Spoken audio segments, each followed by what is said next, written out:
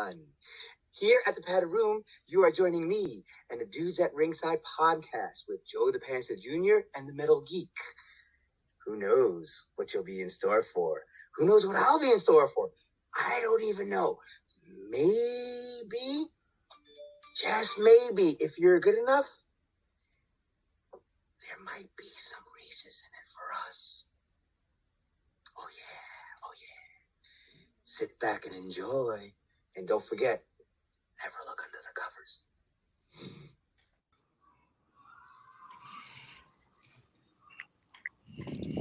Welcome to the Dudes at Ringside podcast.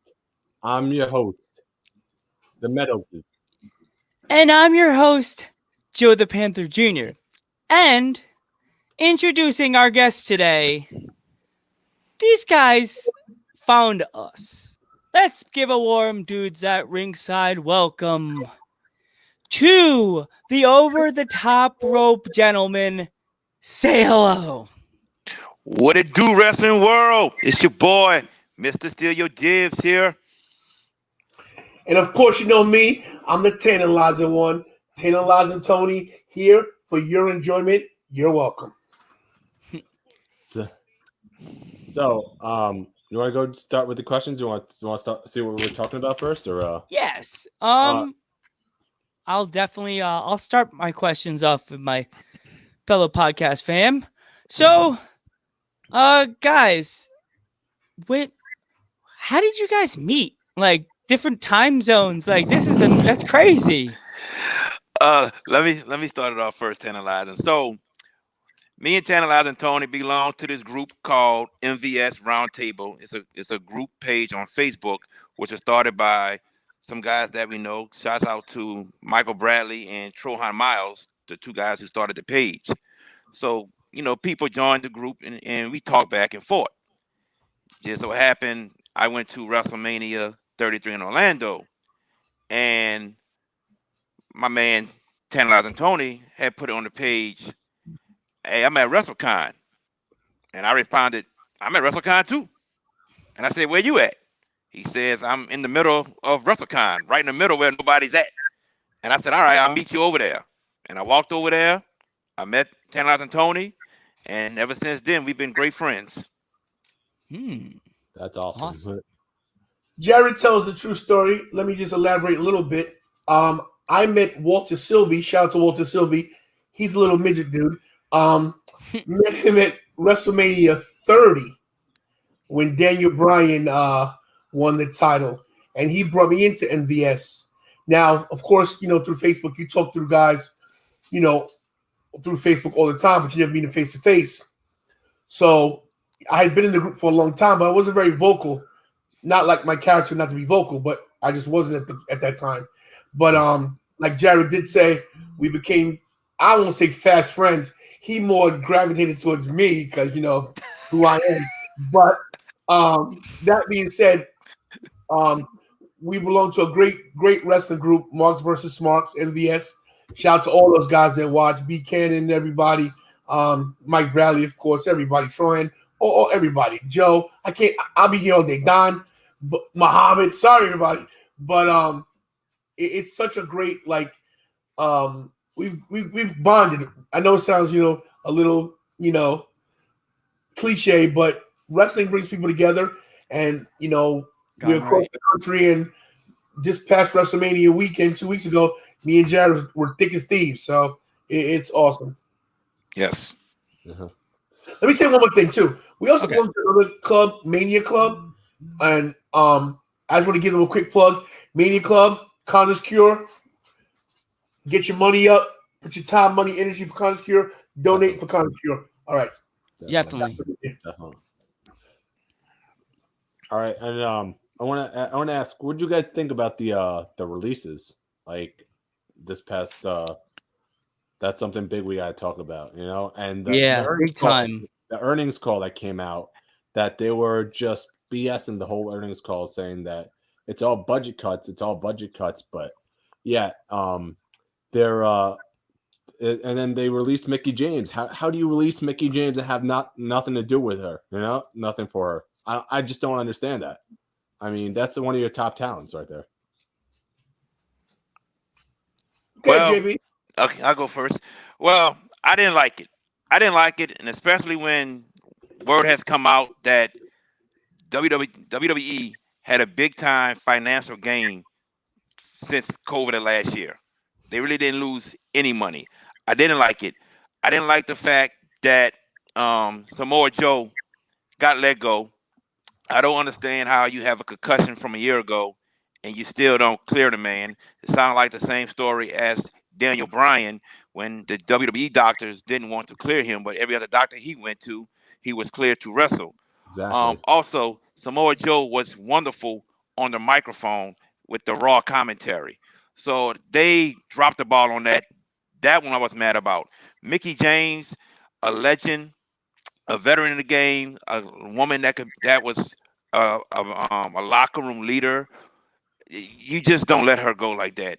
And for what happened with Mark Carano, and I don't want to see people get fired, but what he did was wrong, and I'm glad Stephanie and Triple H took the right steps in doing what they had to do to get rid of him. But you don't embarrass anybody by mailing their stuff to them in a plastic trash bag. That is Yeah, ridiculous. that's horrible. Oh, disgusting. I was like, Yeah. Peyton Royce never got a shot to be good. The Billy Kay gimmick was over with everyone. It was over. It was great to see Billy Kay get a chance to shine with this new gimmick of showing everyone her resume, and that to me, was a travesty in itself getting rid of Billy Kay. Um, so I was not a fan of the releases. Big time was not a fan. I totally disagree with it. They could have kept these people, and we'll see what happens from there. Yeah. Jared makes a good point on all those people he mentioned. Let me just say this: we get it. There's gonna be cuts. It happens. Sometimes there's no room for you. There's no story for you. Bo But they just Dallas, got $1 billion. I don't right? understand. $1 billion from Peacock. I don't But, understand. but I get it. But I do get it though. Business is business, and maybe that because it was Peacock now, Peacock might have said, "Hey, listen, you got some dead weight, cut some loose." That I get. You get rid of Bo Dallas. I get it. He hasn't been on TV since 2019. I understand that. You get rid of a few people. I get that. Chelsea Chelsea Green. Green. Yeah, that's a good. I do understand it. It might not like it. With business, you gotta take it with a grain of salt. But let's talk about the main ones, okay? Let's start with Mickey James, a 6-time women's champion, okay? Pioneer. 5-time women's champion, 1-time diva champion.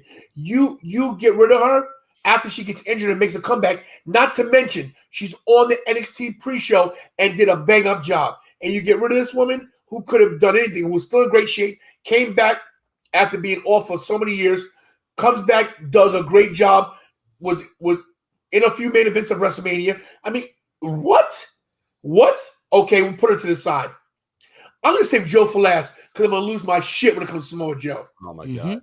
Billy Kay, and Peyton Royce, the Iconics. First of all, they weren't the best wrestlers in the world. No. Were they? No, they were not. But here's the thing about them. They never stopped working hard. They never stopped pushing. Their gimmick was over. Then you separate them. Okay, want to give Billy Kay a shot, give Peyton Royce a shot to singles, but you never push her. You never push her.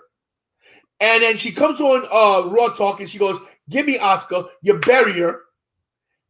You give Billy Kay a shot to do what she does best, comedy. It's hilarious. Showing everybody a resume. She's so annoying that you gotta love her. Not to mention, everyone who says this says she was great backstage. Everyone loved her. You break them up, you release them both. Not to mention, Billy Kay was just in the WrestleMania match with the 4-way women, right? Yeah. Okay, let's get to Samoa Joe. Oh, man. Don't start with me. Samoa Joe, arguably one of the best in the business. The guy has all the tools. He doesn't have the Roman Reigns body. He doesn't have the technical ability of Daniel Bryan. But you know what the guy has? Charisma.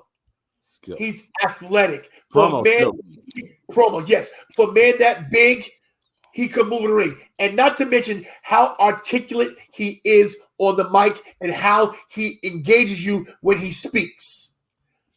Concussion. Yes, they happen. We all know concussions are bad. We don't want CTE going on with the football players. We know you got to be careful. But Jared made a great point. Excuse me, Mrs. Theo Dibbs, the only Mrs. Theo Dibbs, made a great point. How in the hell don't you clear this guy when every other doctor probably cleared him? And you got him on commentary. You're telling me the last thing you want to see from Samoa Joe is him in a fucking poncho? Get the fuck out of here. It's disrespect. It's what Gorilla Monsoon calls a miscarriage of justice. It's bullshit. Ding, ding, ding. Joe, what do you think? I was pissed. I was like really pissed when they did that to Samoa Joe. I could hear somewhere people from ROH going, "You all fucking missed the bus, missed the train, missed the car. You missed anything that could drive you anywhere by getting rid of Samoa Joe." They should go back and watch old videos of him from ROH. He was a monster. He would rip people to shreds. He would destroy people in ROH. Destroy people. And he could cut a promo like a knife, like a hot knife through butter. AKA do like the Method Man, be like, get that metal hanger and stick it on the thing, and he cuts you like a knife, man. I was pissed. And then the girls, the Iconics, I didn't like them at first because I was a fan of Bayley, and when they won the tag titles, they warmed up to me. I never thought two heel females would warm up to me so much that I'm like, I felt like I knew them. I'm like, they were funny, they're beautiful, they're funny. Iconic. I was like, oh my God, I love it. They're funny. They're like two cartoon kids. Charisma to be annoying, you know? Yeah. That was their thing, you know? They were like someone from Teen Titans. I was like, oh God. They're like two cartoon girls. Let's go. I want them as my besties. And then they fucking get rid of them? Come on. I don't know what Vince is thinking. It's time for him to walk off in the sunset, go to the retirement home or something. Come on, man. Ben time. Yeah, and Tucker's been released too, so you know. Tucker, that went down the drain once they started that storyline with Otis and Mandy. You kind of saw the writings on the wall happening, and they could have done a lot with that tag team. They dropped the ball on that, and I feel bad for Tucker because Otis is still there. You know, Otis got over with the crowd, and they turned him heel. How do you turn him heel after you get him over? I don't know, man. After he won Money in the Bank, also he won Money in the Bank, and nothing happened with Money in the Bank with him. He gave it to the Miz. I feel like when they turn somebody heel in WWE, it's when they're getting over as a face. They do it at the wrong exact time. Do you guys agree with me, or absolutely, or disagree? I agree in the case of Otis, yes. Because anyone WWE, like when they get over as a face, like the minute they get over, they're selling merch, they're doing this, they're doing that. Okay, it's time to turn them heel. You don't turn them heel when they're over. You turn them heel when something's not working. You know what I mean? Yeah. I don't have a problem with Tucker being released. It happens. Sometimes you got a stronger person in the tag team. Otis was the charisma of the tag team. I don't have a problem with it. They had nothing for Tucker. No big deal. You know, do they drop the ball on some wrestlers? Yes, they do. Like I said, I know it's part of the business. Sometimes you don't get released. I get it. But these releases, the majority of them made no sense. And what Metal Geek said was 100% on the nose, that you got a guy that's always going. His merchandise is selling.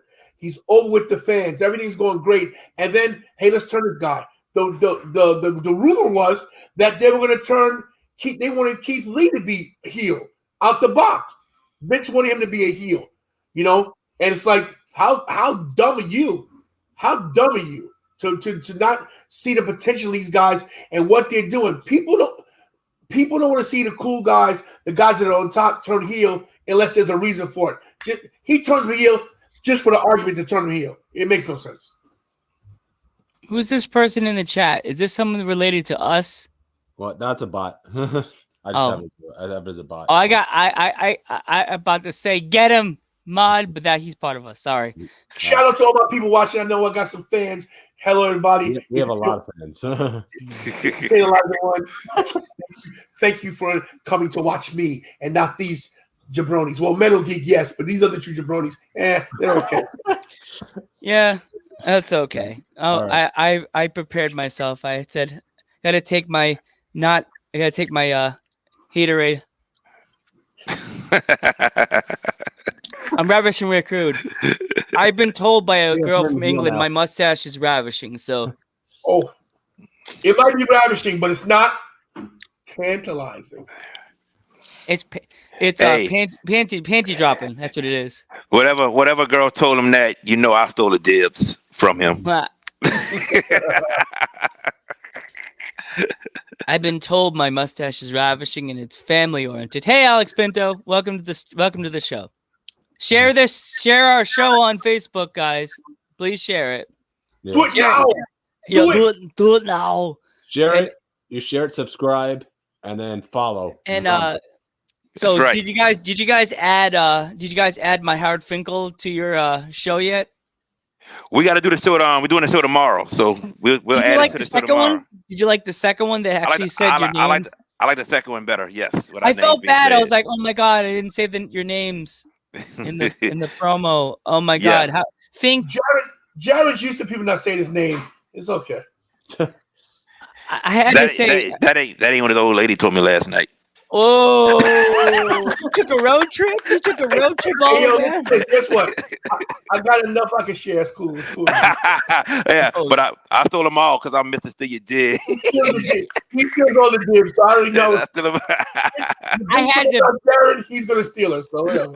I had to practice saying both of your names twice as the Fink because remember he's a white guy, so I had to say like Mr. Steal Your Dibs. And the tantalizing one, and to like make it, because remember the Fink could say any name. If you know back in the, he could say every name. Tantalizing got a good Macho Man impression. Oh man, why you gonna put me on the spot? Hey man, now you gotta do it. Oh yeah, you're live. You're live. Brother, I'm the kind of guy that gets the job done. Cream always rises to the top. Look into the video scope and tell everybody out there who's the most tantalizing wrestler in the world. This guy, the tantalizing one. Ooh, yeah, dig it. Oh, wow, that was good. That's really good.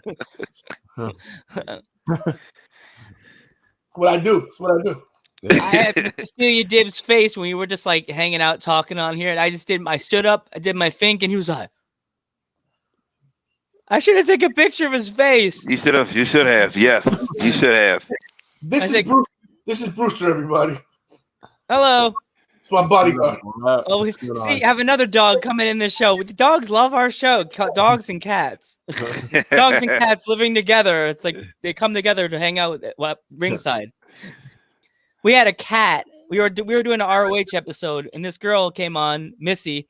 And we're talking ROH, and all of a sudden, this cat just comes like and turns and just like dive bombs the camera. Around the cat. Just dive bombs the camera. Just hits it straight up, headbutts it like Smo Joe. Wham! Just like we're like, oh, there goes the cat. Oh, hey, kitty. It's like animals love us. Yeah. As I said, dogs and cats living together. Yeah. So a few days ago was like the for us wrestling fans, it was sad. It was the 20th anniversary of this tragic death of Ravishing Rick Rude. Gentlemen, what is your like memories as a child of Ravishing Rick Rude? Like your moments, your memories. Jared might be too young. He's young. Compared. I don't know, Jared. But I remember this most. What I like to have right now is fat, out of shape, New York City sweat hogs. Keep the noise down while I take my robe off and I show these ladies what a sexy man is supposed to look like. Hit the music, and then he's a little spiel. Listen, Rick Rude. I not to cut you up. I'm going first. Rick Rude was definitely he had the total package, not the chagrin Lex Luger, but he had the body, He had great wrestling ability, charisma. He was, as Razor would say, oozing machismo, and he had the porn stash. The porn stash, baby, was the best. He had the porn stash with that curly mullet. And let me tell you, man, back in the 80s, Rick Rude is one of those guys that should have been WWF champion. You know, for Hogan making that entire long run where he beat everybody. Rick Rude would have been WWF champion. He deserved it. The guy did everything. His match versus his feud with Jake the Snake Roberts is one of the greatest feuds in the history of the WWF. Now, it was great how he had Cheryl Roberts on his tights. Oh yeah, I remember that. And Jake pulled his tights down on Superstars. For all you young people, Superstars was when wrestling came on Saturdays. That's right. And he pulled his tights down. He had to blot it out. But Rick Rude just gone too soon. What a great worker. From Minnesota, I believe. Him and Mr. Perfect, Kurt Hennig were great friends. And the guy was just incredible. He was ravishing. I hate to interrupt you, but do you think that Vince thinks Bobby Roode is Rick Rude with the mustache he has now, and he might be seen enough to think so. And Dolph Ziggler is Mr. Perfect. He's probably I think they're trying to think it's about like it's Robert Roode and Mr. Perfect. They're back. Yeah, they're alive. That's some good shit. I was telling Geek when we were watching SmackDown. He Michael Cole said he said, "Oh, we're ringside." I was like, "Oh, please don't say you're the dudes at ringside. Don't say that you're dudes at ringside. I have too many. I know my artist Joe. Hey Joe, he's the one that was on there before Joe. He's the artist that did our picture." I'm like, "Well, if Vince decides to use dudes at ringside, I could always ask Joe, can you please change your name? We got to do it again." Because I don't know if you watched any of our past episodes. We had plenty of we had plenty of other names for the show. We were originally going to be the Ring Rats, and I found out hard way, like a smack in the face in the dark. Mm-hmm. Ring rat, you don't want to be a ring rat. You know what ring rat means in wrestling lingo, right? Do you know what it means, guys? Why don't you tell us? Oh, yes. The ring rat is the girl that goes to the wrestling shows and looks for sex. Yeah. Looks for sex from the wrestlers. I didn't know that. It sounded like a cool name. Yeah, pretty much. Yeah. Yeah. Yeah. Yeah. Yeah, so pretty much that's your. Yeah, I was like, no, maybe like World of Wrestling. I almost had a panic attack. I was like, no, Joe, stop drawing the picture. Don't do that. Wait, ring World of Wrestling. And then he started doing, I'm like, no. And then my dad's like, you guys have a name yet? I'm like, no. He's like, Ringside Dudes. And I'm like, okay. And then I went to Lance. Which one sounds better? Ringside Dudes or Dudes at Ringside? And Lance said, Dudes at Ringside. Dudes at Ringside. And then I'm like, draw it. Dudes at Ringside. And there's your name right there. Dudes at Ringside. There it is. There it is. Dudes at Ringside podcast. Mm-hmm. Definitely. Yeah. Yeah. Yeah. So I feel my favorite moment of all time, I think it's probably if you know SummerSlams, you know Rick Rude versus Ultimate Warrior in the steel cage. Yeah, Marauder. That's like my favorite match. That's an unknown story right there. Yeah. Wow. The Ring Rats. My favorite match of all time with them. And also Rick Rude can hit a mean promo, as Tantalizer said. And also he can hit a mean pile driver. I don't know if you ever the man can hit a pile driver like no tomorrow. He like you thought that Paul what's his name? Paul Orndorff. Yeah, you thought Paul Orndorff's pile driver was devastating looking. No. Go back on YouTube and watch Ravishing Rick Rude's pile driver. That should have been his alternate finisher.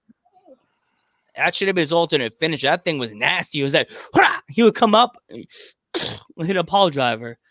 Yeah. I'll say this when it comes to favorite moments of Ravishing Rick Rude. To me, honestly, because I will never forget this Monday night ever was when he was on 3 shows. Nitro, Raw, and ECW. Oh yeah, And ECW too. yeah, the same night after Nitro and Raw went off, ECW came on, and he was on that show. And I was like, how? How? Because I think he had the mustache just for Nitro. He had the beard with DX on Raw, and then I think on ECW he was clean shaven. And I was like, What? how? Yeah, I'm serious. Like how?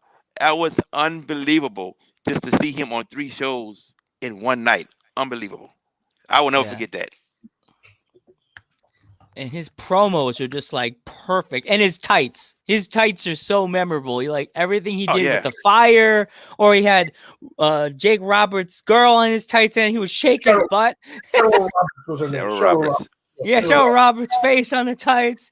He had everything. He had the Warrior's face melting at SummerSlam.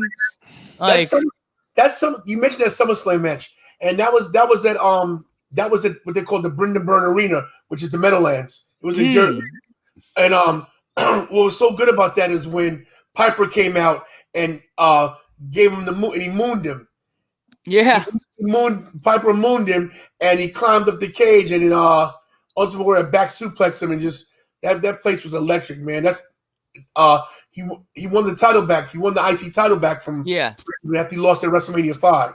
Yeah, because Bobby the Brain Heenan held his legs. At right? WrestleMania, grabbed his feet, right? WrestleMania, yeah. Mm-hmm. I have another question to go. This goes for everybody, even myself, but I'm gonna have myself last. What was your very first wrestling event you ever went to, and you knew I'm gonna become a wrestling fan? The first wrestling event I ever went to.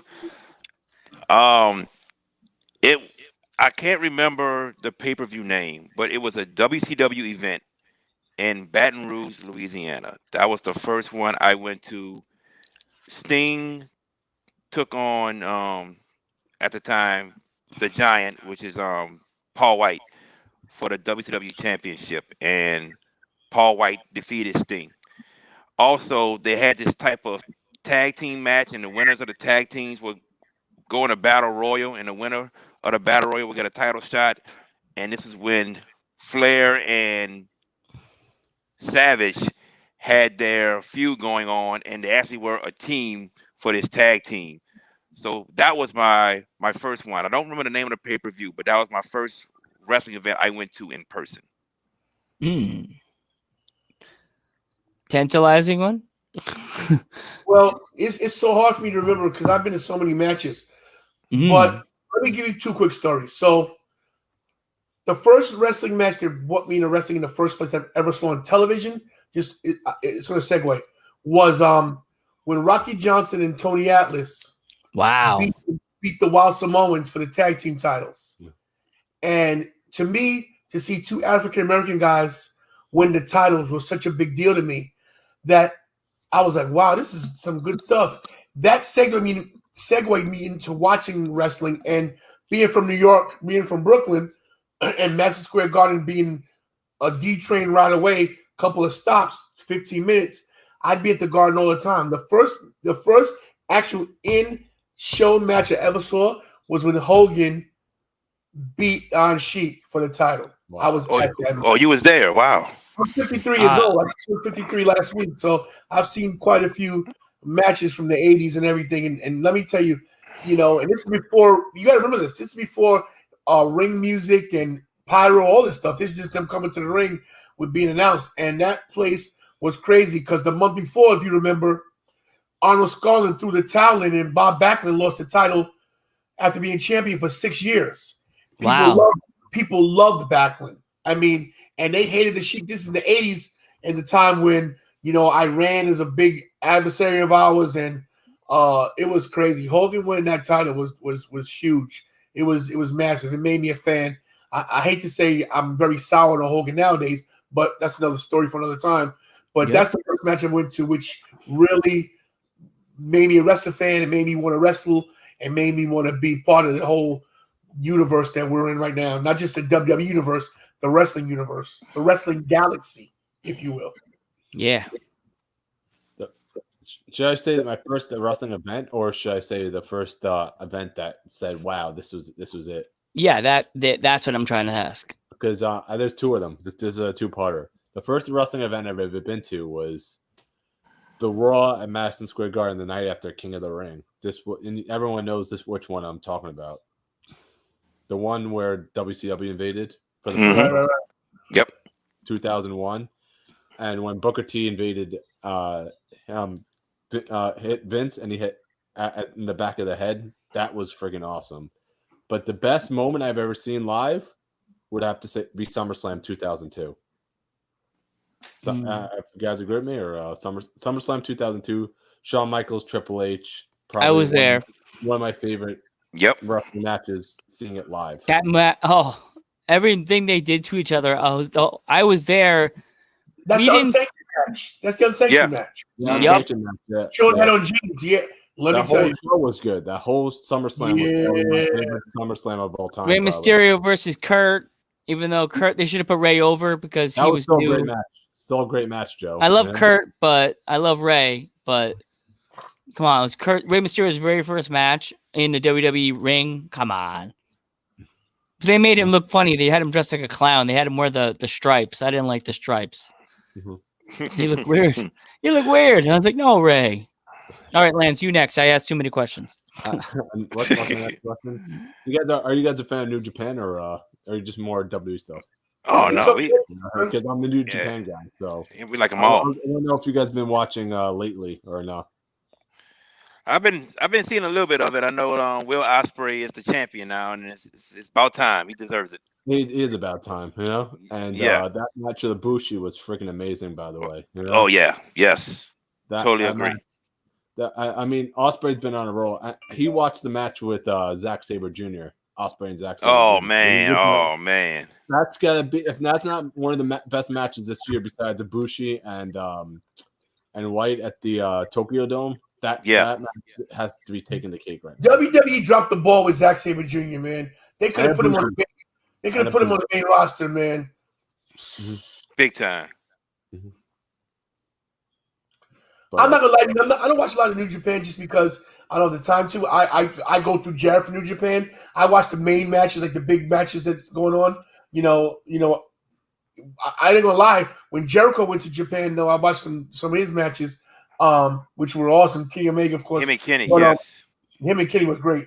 But those guys, it's crazy how those wrestlers are, how the fans are so enthralled in the matches and how they appreciate the art of the wrestling. It's not the gimmick, it's the art of the match and how the story is told. And when you're New Japan and just Japan wrestling in general, how they it's very methodical. Like it has a beginning, a middle, and an end.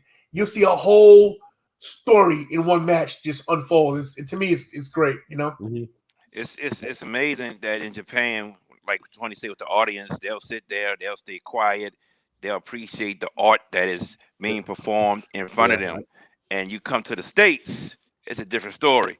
Everyone's more noisy, we're loud, and if they don't like it, they'll boo, they'll start yelling, boring, totally different. And the funny thing is, if you watch any MMA events, UFC, if there's no action, they're starting to boo. In Japan, they don't say a word. They just sit back and watch the show. It's totally different in Japan and here in the States. Totally different. But Kushida was my guy in New Japan Pro Wrestling. Definitely. Kushida was my guy, man. I love Kushida. I still love him to this day. But in New Japan Pro Wrestling, to compare him to now NXT, it's totally different. Totally different. The styles are different. And that's because when you get to WWE Universe, once you get NXT wherever you are, they handcuff you on what you can do. You can only do so much TV time, commercials. Gotta realize New Japan, there's no commercials. You just go straight through. Right. You can watch the show 3 hours. You're getting 3 hours of show. Yeah. Kushita's getting handcuffed. The guy can't do half the stuff he wants to do. Not to mention the ring setup different. The ropes are tighter. The ropes are different. The height's different. It's not a 20 by 20. It's not a 20 by 20 ring in Japan either. So really, it's a lot. It's a difference. I think it's 20 by 18. So hey, what's up? So it's like I hate to see the guys from New Japan come over. The one person I can say has not changed is Kenny. Kenny to me wrestles exactly the same. The exact same. Kenny is awesome though. That match with Okada, still to this day, is my favorite match of all time. The number match Okada Kenny number 4. Yeah. Still my favorite match. Even before Dave Meltzer gave it 7 stars, I watched that match at probably 4 in the morning, 2 in the morning. I watched it live and said, "This is a 10-star match right here." Yeah. Let me ask one question too. What do you think about Ospreay challenging Punk? I think it's happening. That's never gonna happen. I think it's happening. I think it's Punk's been more vocal lately. I still think it would be a Madison Square Garden match or Tokyo Dome match at best. Punk's gonna wait until the COVID restrictions are over because they want a full stadium, and I think they'll do it at the Garden. I think they'll do it at the Garden. I think you're right about that. But I think the match, Joe, sorry to side with the Geek, but the Geek's maybe a little smarter than you. But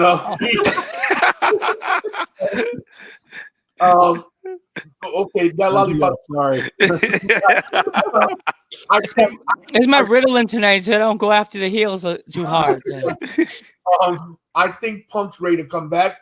I think that he's got an ego. I think that him being out of the limelight and his UFC career went nowhere.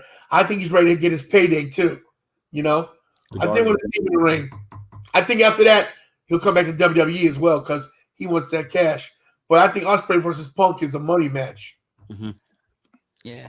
So I didn't get a chance to say my my best moment because I saved the best for last, of course, because I'm Mr. Certified Old School. My first match that I ever was a house show before WrestleMania when Hogan faced Sergeant Slaughter. That was my very first show I ever went to as a little boy, and just to hear Howard Finkel go, "Ladies and gentlemen, welcome to Madison Square Garden," and hear the crowd erupt of him just saying "Welcome to the Garden," and then like lights go off, and he says my name, Howard. I'm Howard Finkel, and now please rise for the national anthem. And then they play it, and our opening contest that night was Ricky the Dragon Steamboat versus Haku. Ooh. Oh, that match. Yeah, what I remember, it's funny. If I ever met Ricky, he's going to laugh. I watched the match. I remember, I think Steamboat won because he was getting over at that point. And the tape didn't get the full match. So the match always, when I would put it on, it would always have Haku with him in a sleeper hold. And my friend finally gave me his password for the network. So I found it on there. And I'm like, and that show starts out with the Madison Square Garden logo. And I'm like, and then they have them coming down the aisle. I was like, you mean the show didn't start with Haku with a steamboat and a sleeper hold? Oh my God, my childhood is scarred. It was a dark match. Yeah. I was like, what? But the main event was Hulk Hogan versus Sergeant Slaughter in a boot camp match. And all I remember is mom would tease me about this. I cried that entire match because Hogan was bleeding. Wow. I couldn't get my dad's like, I still you baseball. You were crying that whole match. Hogan. I'm like, I was a little boy. What was I supposed to think? Hulk Hogan was the man. He was the icon at that time. I didn't know better. My grandfather was alive. He would smack me and said, "That guy's a good guy. What are you doing? What are you doing? He's a good guy." But yeah, that was my very first experience going to wrestling shows as a little boy, going to the Garden. Kids, Madison Square Garden is the freaking mecca for wrestling. It's one of the greatest places to see a match in. The first SummerSlam when there was great. Oh my God. 89, right? 88. I have the I have the tape, the DVD, and I have SummerSlam 91 on tape in my house, signed by the Warlord. Oh. especially that Ring of Honor show at the Garden. That was probably that's another one of my favorites. The one before WrestleMania, the one right before WrestleMania. Oh my god, that show was so good. The one everyone said, "Huh, Kenny, the Bucks are not going to be there. I don't want to go. I'm not going to go." I'm like Okada, Tanahashi, Jay Lethal, all those guys. I'm like, you're really not going to go to history, right? Okay, right. And that show was unbelievable. I went regardless because Okada was on the card, so, and it was in the Garden, so, and then seeing Great Muta come out, oh man, wow, dude. I don't think Muta's ever been in the Garden, but that place lost their shit when Muta came out. Number 30, that was the best number 30 I've ever seen. And also, my other moment was WrestleMania 20 when Fink announced "Welcome to Madison Square Garden." Welcome to WrestleMania 20. I've never been to WrestleMania, and I went to the wrong area, and I ended up down toward the ring, and I was diagonal from the ring in the entranceway, and I just stood there staring at the ramp, the ring, and I was just like this. I was like hyperventilating. The security was like, "You okay, kid?" And I'm like tears started forming in my eyes. I was like, "I'm in WrestleMania." And I got pulled myself and ran up the ramp, and I still even talk about that Mania. I could hear in the back of my head the crowd at unison. It could have been fighting between Yankees and Mets fans, and this moment brought them together. Benoit had Triple H in the crossface. Geek gets pissed off, had him in the crossface, and the whole crowd was like, tap, tap. Oh, and he flipped him over like a pit bull holding on a piece of steak. Flipped him over, had him in the middle of the ring, reached back, and then he tapped out the whole crowd at once. Yeah! And Fink announcing, and the new World Heavyweight Champion, Chris Benoit. Oh my god, I teared up because just his journey to that championship belt and his journey to getting to the top of the mountain at that moment, just like I was like shaking. And the return of the Undertaker. To hear Paul. I'm shaking even thinking about it. Hearing the famous Paul Bearer say his famous line out of nowhere in the Garden. That was like a mic drop. Oh, yes. Mic drop. My seats were behind the set, so I was in the gorilla position where my seats were. And I could see the Undertaker standing there before he came to the curtain. Yeah. So I was just like, I'm not supposed to see this, but I was just standing there staring at him over the railing like this. Don't say anything, Joe. You're gonna fuck this up. Just stare at him. Just stare. I have to take a picture of my pictures. I'll send it to you guys later. It's just like it's so dark, and all you see is the red beams from his entrance. Yeah, that's all you see is the red beams and the purple lights. It's like, oh my god. But yeah, that's my big moments. Awesome. And also at SummerSlam in the Nassau Coliseum when The Rock lost to Brock, and at the end of the show, The Rock's just laying there like, and the whole crowd is going, Rocky's dead, Rocky's dead, Rocky's dead. And kids are crying. Dads are like, shut the fuck up. Leave my kids alone. My kid's crying. It's like Nassau Coliseum. You think the Garden fans are rough on wrestlers? Long Island fans, we don't hold back. We don't like you. We will rip you to shreds like a slice of pizza in the middle of lunchtime. That is true.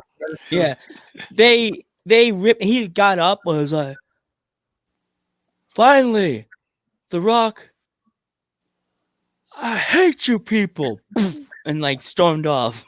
Wow. Yeah, he stormed off. They didn't get that on camera. He became Hollywood Rock. Yeah, he left and did that. Yeah, he took off. Yeah. And you didn't see Rock for a long time after that. No. Yep. Mm-hmm. Yep. A good 7 years. Yeah. Mm-hmm. That was sort of a good match, but I knew I told my friend Jimmy that night, we did a little tit for tat in the car before we got into the Nassau Coliseum that night. I said, he's like, "You got it, Randy," and I said, "I like The Rock, but I think Brock's taking the title." Really? And I'm like, Oh yeah.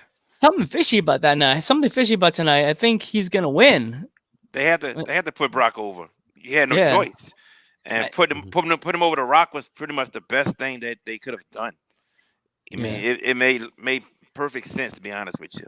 You couldn't hold him back, couldn't hold Brock back any longer, because it was just a month before he wrestled RVD for the Intercontinental Championship, and that went, I think, a DQ. And so the next month was SummerSlam, and he was undefeated. And he got to have the title. You had to put the belt on him. You had to. They were backed into a corner after that because they were like, "Okay, do we beat him at SummerSlam and just to earn it?" And or do we have Brock win the title? And that's what they did. And he's I don't think anyone's gotten the title till this day that fast. No, nobody shot that fast. Nobody shot up that quick.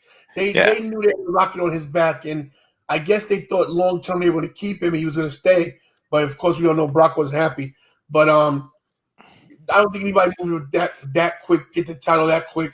I mean, Kurt Angle took about Kurt took 9 months, 9 months, 10 months, But other than him and Brock, two collegiate athletes, one's a gold medal winner.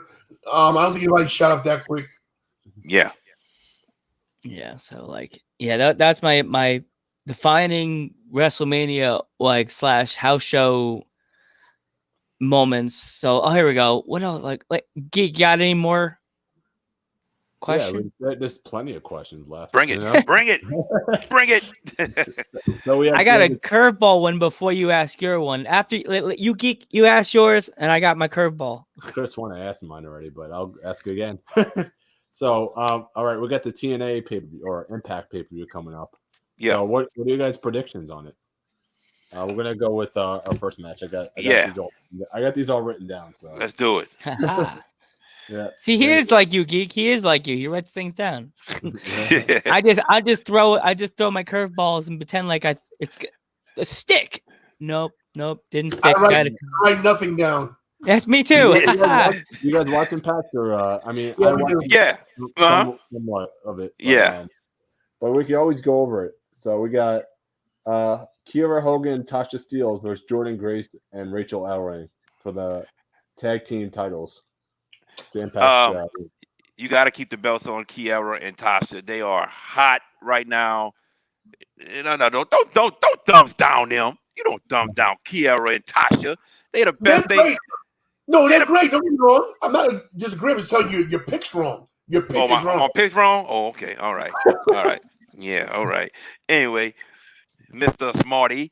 Anyway, no, Kiera Hogan and Tasha Steelz are one of the best things on Impact Wrestling right now. It's one of the best things going. And you got to keep that going right now. They're a pretty solid tag team. They got good chemistry. They work well together. They're good on the mic. And they're entertaining. They're very entertaining. So for right now, you have to keep the belts on them. They will stay tag team champions. Everything he said was right. I can't disagree. He missed one thing. 2 words for you: Jordynne Grace. That's what I said too. I'm going to say Jordynne Grace is taking the titles. Rachel Ellering too. Rachel Ellering too. It's good too. Don't forget. But Jordynne Grace is so over. Jordynne Grace is so over just on Instagram alone. Jordynne Grace needs to be the Impact Women's Champion. Is it called a Knockout or the Impact Women's Champion? It's Impact and Knockouts tag team titles. I meant the single championship. Yeah. That Deanna has. I'd love to see Jordynne be the champion of that against Solo, but tag team, I don't see Jordynne getting it. I know y'all. I heard y'all think so, but I don't think so. Let me point something out. When we do our show on Over the Top Rope and we have predictions, I'm always more on point than he is. Well, that's the past couple months. He hasn't been. I've been more on point. Hey, listen, bro. Listen, bro, I almost died 2 months ago. Leave me alone, okay? Listen, I was on medication. Don't be trying to throw that into the mix. Like I was saying, when he makes picks, he's usually not as good as me. He's trying to catch up, but I'm so far ahead of him that trust me, he'd never catch up. But Jordan Grace, check her out on Instagram. Jordan Grace. Oh, you only say that because you like the way she looks. Yeah, there we go. What's wrong with that? Nothing at all. I like it. If the shoe fits, you know, if the shoe fits. If the donut fits, take a glaze on it. Come on. Yeah. Definitely. What is that, cell phone? What is that? It's a drink. The drink. I guess it's an Instagram drink, soda. Twitch drink. Yeah. Twitch drink, Would that be grape? I don't know. Would it be grape? Whoever that was had 3 toasts.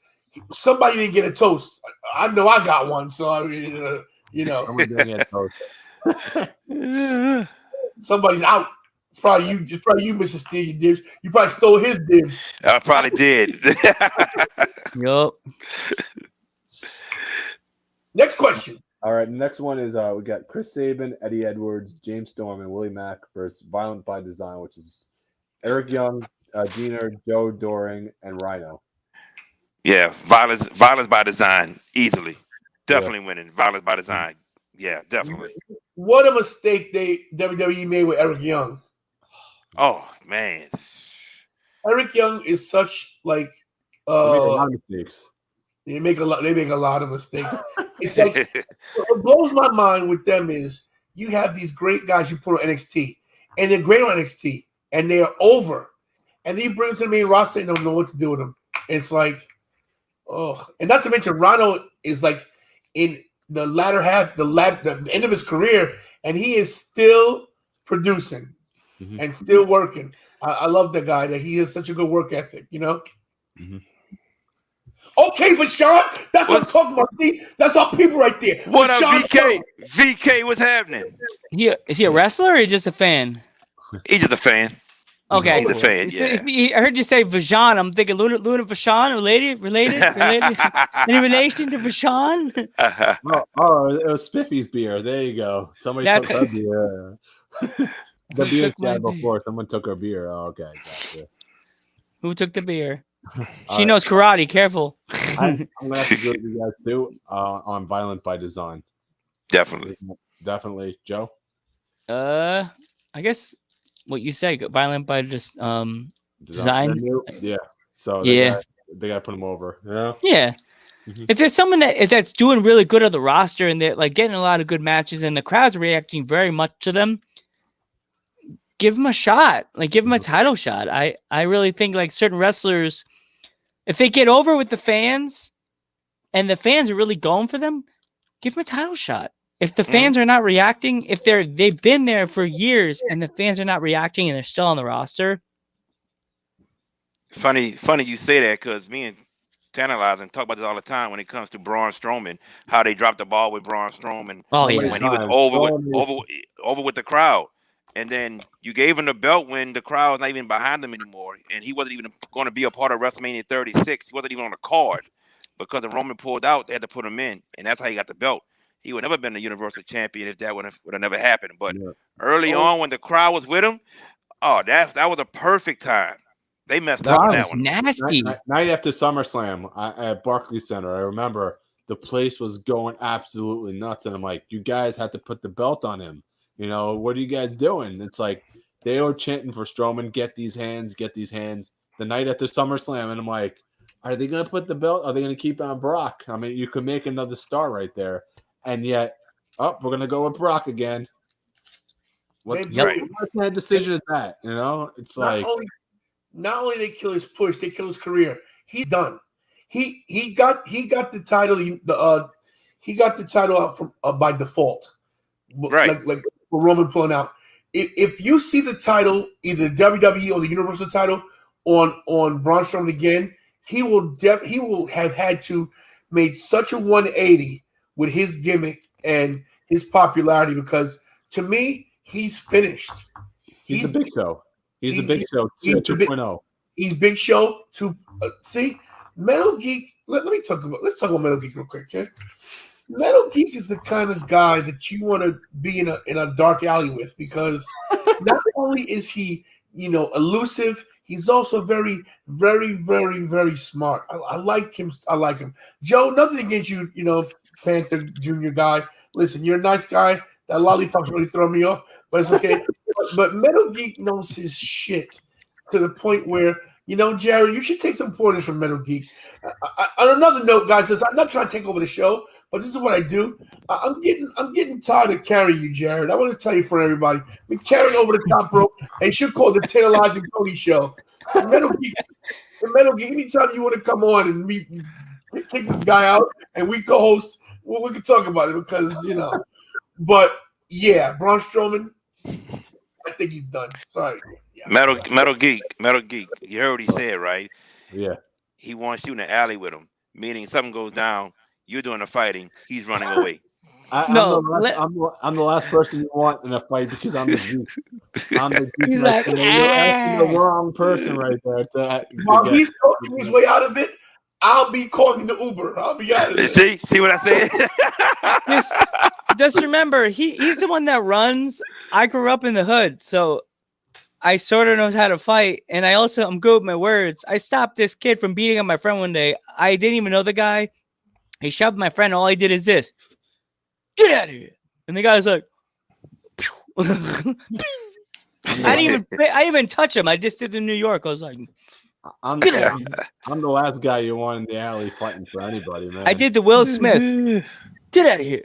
Okay, you remember the scene when Will tells his what's her name? To Ashley? Yeah, to Ashley. Yeah. Get out of here. That was me. I was like, you need to get that meme. Get out of here.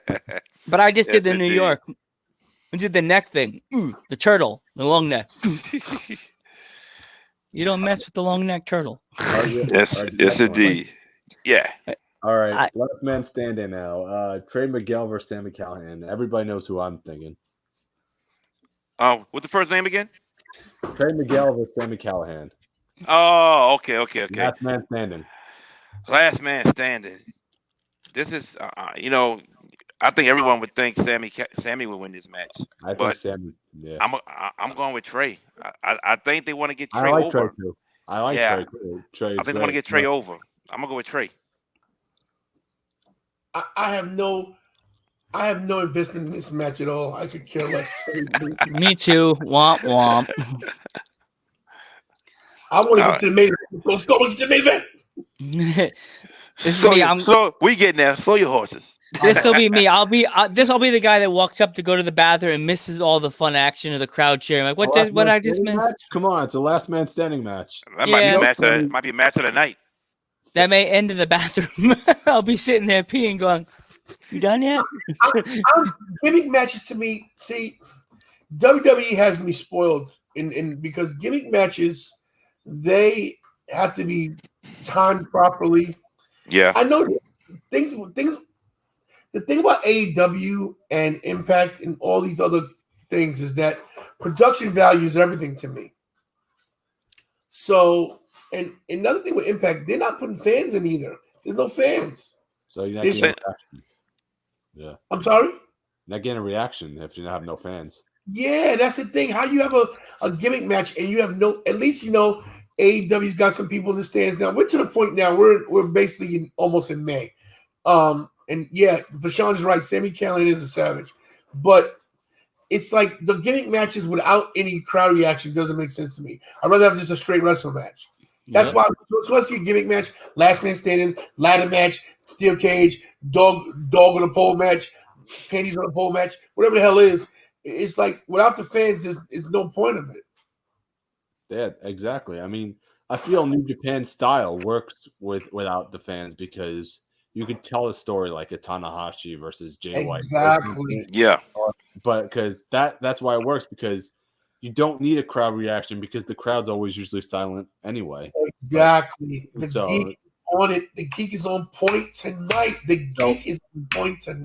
When New Japan came back last year from their little break they had for a couple of months, they had like no audience at all. It didn't feel different because it was because New Japan usually their fans are just admiring what's going on in the ring anyway. So Right, exactly. So yeah, so it's hard with everything going on, like not having a crowd, but like I feel bad for like some of the federations, like WWE and AEW. The ones I've said this in the past, and I'll say it again. The groups that are really struggling right now is the independent wrestling. Mm-hmm. If you have a chance to out there, fans watching this, go on what's that website, that T-shirt page everybody goes to get their Pro Wrestling Tees. Go on Pro Wrestling Tees and go buy an independent wrestler. I don't know who. If you don't know who it is, buy their T-shirts. Mm-hmm. The money goes to that wrestler. Go on there and pick a federation like NYWC. Here we go. Go on there and buy an NYWC T-shirt tonight. And just buy a T-shirt from their federation. Or go buy a federation you never even heard of. And buy their T-shirts. Buy their merch. The independent wrestling is struggling right now because they can't have fans. They can do shows. Like NYWC is doing shows. They did the Psycho Circus this year. No fans. Go buy a T-shirt on that website tonight and support your local wrestling federation. I love local wrestling. Geek loves local wrestling. Definitely. Go support your local wrestling federation and buy a T-shirt. It doesn't matter who it is. Buy their T-shirt. Give them funds. They need it. Support your local. That's what I say. Yeah. All right. Rant over. All right. The next one we want to talk about is Matt Cardona versus Brian Myers. Yeah, they're gonna go against each other. Yeah. You know it. I met them. Oh man. Wow. I met them. It's a tough one. I'm gonna go with Brian. I'm gonna go with Brian. Brian. Because Brian, I feel, I mean, Zach's always already popular, but Brian, as a singles guy, he doesn't get it. You know what I mean? Right. I feel like if Impact's gonna push him, I feel he needs to go over Zach. Yeah. Right. So I agree. I'm with Brian. Listen, these two guys, Zack Ryder, aka Matt Cardona, Kurt Hawkins, Brian Myers, when these guys were the edgeheads, they were totally awesome together. They reeked of awesomeness. I hate. See, the thing about this match is, I hate when you bring two guys in from another organization. We know the history, and then instead of keeping them together, you split them up and go against each other. Say, "Well, I was better than you. I was better than you." To me, it does nothing for the fans. I don't think people even care. The match is going to be okay. I mean, they're both great wrestlers, but I mean, to me, it's a no-brainer. Matt Cardona goes over. We might even see somebody. Oh, that's right. I was thinking something else, but forgot these WWE guys, these release people on no compete clause to July 14th. I mean, Chelsea Green. Right. Chelsea Green was going to show up, but probably can't happen. Mm-hmm. I'm going Matt Cardona. Mm-hmm. Cool. I just think he's a bigger name. He's a bigger name. I just think he's got the bigger aura. I mean, they might throw us a swerve and give it to Kurt, whatever, Brian, but I'm going with Matt. Joe? I think Matt Cardona, because I met them at NYWC. I think it was like a week before they left. Maybe it was a week or a month. But I took a picture with them, and cool dudes. I was there when they won the belts at WrestleMania 35. I got Matt Cardona because he said, as the Tantalizer one said, he's a bigger name than Brian. So I'll go with my boy Matt.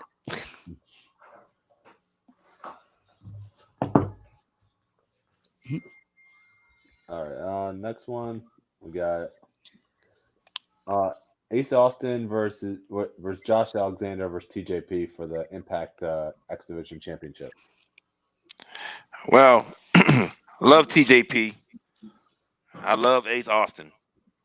Ace Austin is keeping his belt, man. This is the guy to ride with. This guy can go to NXT and be a star in the making just like that. This guy can be the Impact World Champion. This guy has every tool in that ring. He's athletic, in-ring ability, in-ring skills are second to none. I'm sticking with Ace Austin. Oh, this one puts me on the spot because I'm not a big, like I said, I'm not a big Impact guy. I watch it in passing. I watch YouTube. I watch the, the updates or what happened. The recaps. But to me, I think you put the belt on TJP. I think a lot of organizations shortchange TJP. Look what he did. Look what he did in NXT. Look how great he was there. I mean, in WWE. The guy has everything. He's got charisma, quick, athletic, and not taking anything away from anybody else. But TJP to me, I give him the Duke, as they say back in the day. TJP gets the Duke. Joe, I got TJP because the name sounds cool. I got this. TJP. He's my choice. I'm gonna go Ace Austin. He's the future right there. He's gonna There it is. He's I don't think you have a better worker on that roster besides Kenny, if you include him, than Ace Austin right now, because he could and Trey Miguel's pretty good too, so he's another good one. I still don't understand the whole thing why he never went to WWE. I don't know if it was a mutual thing or WWE just didn't see it.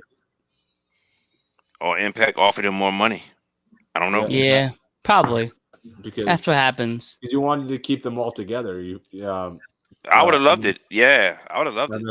MSK all together. So that would have been great. But what if Trey saw it as an opportunity to make himself better as a solo in-ring competitor? Mm-hmm. And Impact offered him more money than Oh yeah, definitely. Yeah, take it, right? Yep. It seems like WWE, their problem is they just like to lock people up in a warehouse, and that's it. So that's what they want to do. That's what they want to do with Andre, until Charlotte got involved. The way he get his release. Andrade, that's right. Andrade, yeah. Until Charlotte got involved to get the release done. Yeah. Vince reminds me of the government in Raiders of the Lost Ark. They get all these great artifacts, the Ark of the Covenant, all these great things. They put it in a warehouse and just put it on a shelf and lock it up. So nobody else could get it. No, right? That's it. Yep. That's it, right? It's not about the wrestler anymore. It's about the company. You know what I mean? But yeah. But AEW, I feel, is trying to change that in a way. They trying to change it, but they got so many people, and it's just like the new school WCW.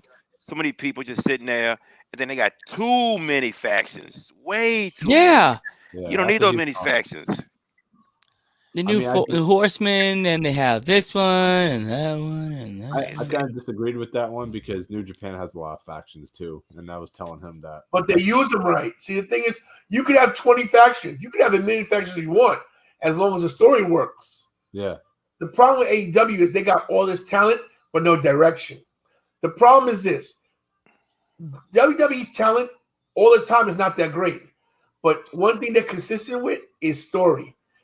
Even if the story sucks, it's still consistent. Yeah. Stories not always great, but they have a beginning, a middle, and an end. Mm-hmm. The payoff's not always as great as the middle, Alexa Bliss and The Fiend, as you can tell. But what they do is they have continuity when it comes to telling the story. Even if it's a shitty story, they don't break their mold. The problem with AEW is they got so much talent, and everybody wants to shine. That's why you see 25 super kicks in 2 matches. Everybody's super kicking everybody. Mm-hmm. You know, it's so watered down because AEW just lets them do whatever. And yes, you gotta let these guys wrestle and hone their craft, but at the same time, you gotta realize TV time, camera time, hard camera, moving camera. You know, it's a whole bunch of things going on with production value that brings AEW down, that makes the other shows look better. Even though Raw, I call it really awful wrestling. Even though It is what it is. It is what it is. That's it. You should have seen our Definitely. show Monday. Me and him were like, well, all right, what are we talking about? What are we talking about Monday? There's nothing to talk about. The Nothing. show makes no sense. Raw makes no sense. It's like a 4-year-old came, scribbled something down, and they ran with it. But what they do have is a beginning, a middle, and an end. AEW is a run-on sentence. It's just the comma, question mark, quotations, and the. You know what I mean? Just keep going. But like I was saying before, like with him, I was like, we were watching Raw, and like they had this segment with Matt Riddle and Randy Orton. The match was really, really good, but it's like, yeah, we could be the RK Bros. I'm like, we were ready to do a show. We were like, what? RK Bros. Oh my Lord. No, stop it. You're killing Riddle. You're ruining him. Stupid creative. I said this to Geek. I said, man, I just hope somebody picks to choose to come on a Monday because we have nothing to talk about Mondays. It's like, when was it? Do we want to do a show? We set up the code, but we still want to do the show on Monday. Because otherwise, it's funny. We get guests on Fridays. Everybody's like, Friday, come on Friday. Like, you guys chose Friday. Because Friday was better than for everybody, you know? Like, oh, man. Yeah. But so, I saw you guys mention this, and I forgot to say this earlier in the show. Like, what's going on with Mongo McMichaels? Like, is he sick or? Yes, ALS. Yeah, I saw that. And I was like, oh god. Lou Gehrig's disease. Yeah, man. Prayers to Steve McMichaels, man. You don't see nobody go through that. So, and he was a tough dude, man. He played football too. He's a football guy too. So. Oh yeah, NFL player, definitely. 4 horsemen, baby. Always keep the 4 fingers up. Don't do this. You'll get beat up by Flair. You'll get chopped. Don't do this. Hi, Flair. Oh, Mongo McMichaels in the ring was a different story, though, man. Oh my Lord, man. He tried. I give him that, but woo. Yeah, it was hard to watch. It was. Yeah. Botchamania. Yes. King of the botch. And his puppy, what, the Chihuahua? Like, I was watching there's a thing I've been watching on YouTube lately. They show you like the wars, so they show you like WCW Nitro, then they'll show you Raw from that time, like 90s. And then every time they showed Nitro, they would show Mongo and his Chihuahua. In the beginning of Nitro, like in the commentary booth, and I'm like, man, that Chihuahua is still there. Like, how is he? I wonder if he still has that thing stuffed. EC3's in a medical center or what? Oh, EC3, yeah, he's in the hospital as well, yeah. Yeah, he's in the hospital. Yes, he is. Yes. What happened? I don't know what happened, but I think he's doing okay because I know he posted the picture on Instagram and he put a caption. I think he's doing okay, but yeah, he was in the hospital. With didn't say what for, but he was in the hospital. He was in ROH. Me and Geek were watching the ROH the anniversary show. He was in it. Yeah, he was in it. Mm-hmm. That was a great show. We did a reaction for that, but you can't put those on YouTube. We couldn't. It couldn't get our reactions. I was mad about that. We did reactions for that one. Pretty good. That last show was actually pretty damn good. The main event, Roosh, man, he's freaking amazing. Roosh is something else. Mm-hmm. It's one thing I don't like about YouTube.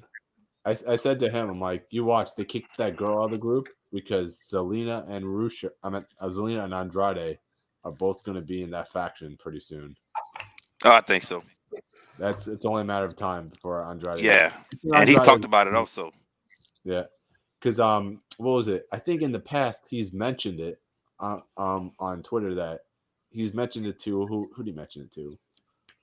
He mentioned it to someone. I think it was he mentioned Andrade told Roosh and Dragon Lee, don't go to WWE. It's horrible.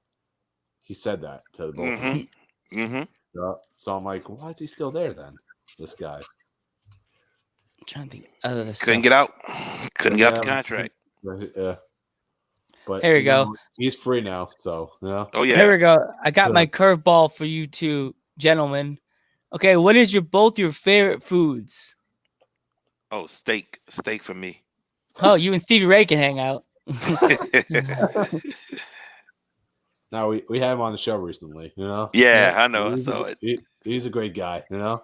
He likes his steak, he likes his collard greens, and he likes his rice and beans. So He's a smart. Yes. So, what kind of steak though, JB? Oh man, I could eat any steak, but for me, man, porterhouse. Give me the big steak. Skirt steak's good. A porterhouse is a good steak. I haven't had this yet because it's so expensive, but that Wagyu, have you heard about that Wagyu beef, the Wagyu steak? Yes, I have. Wagyu? Wagyu. Oh my God. It looks so good. I haven't had it. I just see it in pictures. I got a good friend, Nelson. My friend Nelson, he sends me food pictures all the time. We fat guys like to send pictures. Like, you know, most guys send people pictures of girls. We send pictures of food to each other. Like, oh, this looks great. Let's have this. I hate to burst the bubble, but we got breaking news. Japan's on lockdown again. Because of the virus? Yeah, so they got a fourth wave. Jesus Christ. George. So I don't know if what's going to happen with New Japan. I think the Stardom had to reschedule their dates again because of the state of emergency that's going on in Japan right now. So wow. Did we just call that first, or was that like on the internet? Then we called it. Well, second call, wrestling show, breaking news, bam, ba da da da da da. But yeah, thoughts and prayers to everyone over there. You know? Yeah, big time. Definitely. My sister's a nurse in the medical field on Long Island, so cool. When this first started, she was like, "Oh, guys, just be careful."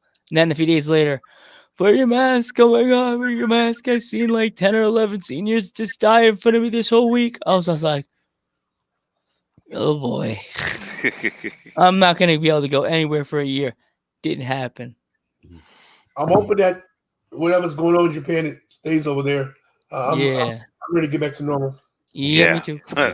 Me too. Everybody here, right? I want to go back to independent wrestling. As I said to a few other guests in my past, when we get back to normal and Ring of Honor comes back and they do a show in New York, I want to know, you guys, if you guys go, we could all meet and sit in this happy section in like a tier, all hang out, sitting by the ringside, or we'll sit up in a tier all in a box together and we'll hang out. not in a box like this. No. Yeah, right.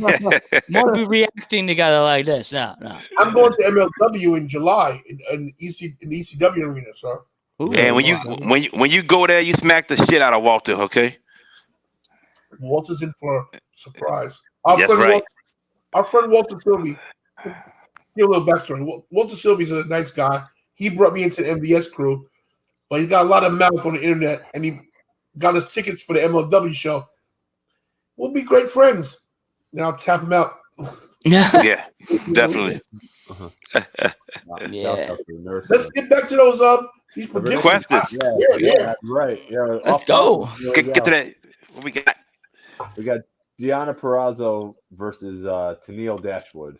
What we got? That should be a good one. Deonna. Tenille's come so far though. She's come such a far. She's, Emma. She's come so far. Wow, you got two. This is crazy. So you have two former WWE girls. Yeah. Deonna is hot right now. Yeah. Oh man, it is a tough one.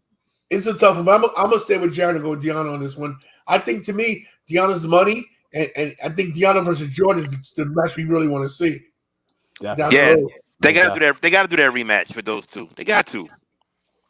She beat Jordan for the belt. I like Deonna. I'll stay with Deonna.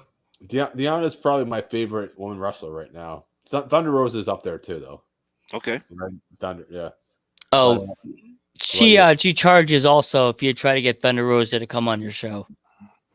Yeah. I got the email back on Easter. I'm sitting at the table about to eat my Easter dinner. I pull my phone out. Just I got an email. I never get emails. Boom. I'm like, I'm not doing. My sister's like, what's that? Who's Thunder Rosa? And I'm like, oh, she's just a wrestler that's in AEW. And my sister's like, when do you start getting emails from wrestlers? I'm like, What did she charge? She didn't say. I emailed her back. Said, what do you charge? Because I texted Lance. I clicked the geek. And he's like, dang it, reversal. He's like, ask her how much. I said, ask her. And she didn't text me back. Email me back. She knows better. That's why. I'd be like, what the fuck? I was gonna say, ask her how much. And then... I did. She didn't respond back. She probably didn't like what I said. Probably didn't like the way I wrote it. I don't want an armbar. Maybe I do. Feels so good. Ow, it's broken. Ooh, look where my hand is, mommy. Yo, Metal Geek. You gonna pull this guy every week, every time? God bless you, bro. Crazy. This guy's crazy. I don't know him. I'm about to turn heel right now. It's broken. Ooh, look where my hand is. Hello. Yep. Yep. She's a foxy. She's a fiery mamacita. Have you seen what she did to some dude on YouTube? She put him in a sleeper hole and he got literally blacked out. He's like, put me in a sleeper hole. Okay. That's his problem. You're lucky I'm not close to you. I'll put you in a sleeper hole right now. I'll take it. I'm good at taking bumps. I took a tombstone off a stage and as randomly some dude put me in a tombstone, jumped off the stage, and I knew how to take the bump because I was just like, I'm short, so I just took the bump and my body didn't even, it just took the impact. I laid out like this on the ground and he put me down like that, and the girls came flying off the stage. Oh my God, you killed him! He killed him. And she just lay there, and I was just like, oh, he's fine. He'll wake up later. And I just popped up like Shawn Michaels, kipped up. Hey guys, if you want to interrupt him, you can interrupt him at any time. I don't mind. Don't be going all night, man. I could. He's entertaining me right now. Oh man. Hey, it's the best thing I've done all week. He's reliving his best life. Yes, I have. I always do. I work in a grocery store in a pandemic. I tend to sound like I stock sodas. Yeah. That's what I do. I stock sodas, so there you go. All right. Gotcha. I work in a grocery store. He stocks sodas, so it's like I'm in a grocery store and trying to talk wrestling with people, and it sounds like what's that joke? Nothing. I said it really slocked. So it's hard to talk about wrestling when you wear a mask and a shield all day long. I feel like a luchador. I'm like, yeah. Yes, indeed. Joe, you never said who your prediction was. Oh, I messed up. I botched. Okay, I botched, people. You messed up. You messed up. Yeah, you could curse on the show. It's all right. I know. I can. That's just not me too much. That's tantalizing. Jazz a Christian. I don't give a fuck. I say what I want to say. Yeah. Say the match again, geek. Say the match again. It was versus I like the end. I like the Angela because I've seen her at ROH. We saw her at the house. What show was that? It was a house show. Yeah, it was like Manhattan Mayhem. I think it was. Manhattan Mayhem was the very first house show that they put on Honor Club. Honor Club, the one where Adam Page did the moonsault off the balcony. Oh, that was amazing. That was amazing. I was like, oh my, oh my God. Like he just did flew off. I that on my YouTube. That was freaking crazy, dude. And that was the show by me that I went with, I don't know if you know the Balor Club guy from the, he hangs out with Mania Club also.